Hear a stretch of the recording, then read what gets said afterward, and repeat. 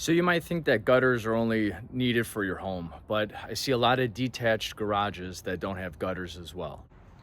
So this is pretty common. We have a detached garage like a lot of older homes do, but you can see that there's no gutters on the side. So we know that it's beating up the yard. So once we get inside, you can see the water staining on the bottom portion of the walls. Pretty consistent throughout.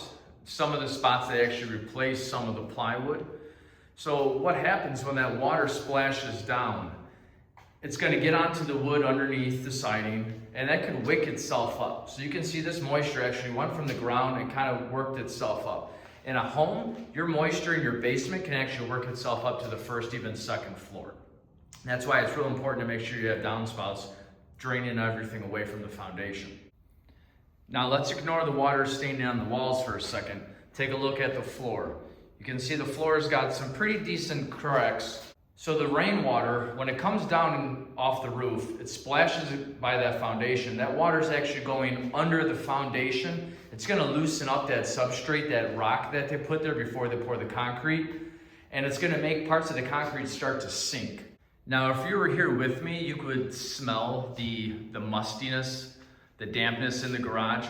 But if we have a garage, obviously made of wood, that's getting damp over the years, over the decades, if you take a look at the roof structure, you can kind of see it bow. So you see it resting on the top plate on the right wall. As we move to the left, you can see that horizontal 2x4 on the bottom start to bend and sag. And it's doing that throughout. Now, if I turn you around and we look at above the garage door, you can see the same thing going above the garage door. You can see a little bit of the 2x4 right above the garage door. And as we get this way, it disappears.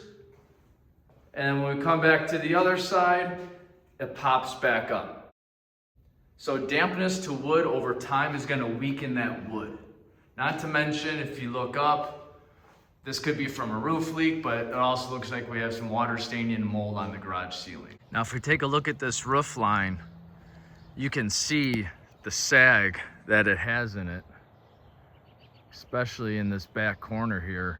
And again, that's not necessarily from poor workmanship, but I've got to imagine that the amount of moisture in that garage is just weakening the wood over time, causing everything to get just kind of bent and sagging. Now, I don't know if it's from the water or just a bad piece of wood, but you can see part of that roof structure, it's actually cracked. So when this wood keeps bending and bending, at some point it's not going to bend anymore, it's going to break. So if you have a detached garage, don't overlook the gutters. You need gutters, you need downspouts, you need to facilitate that rainwater away from the foundation. Whether it's in your garage or in your home, you want to get that rainwater away from the concrete. It will destroy it over time.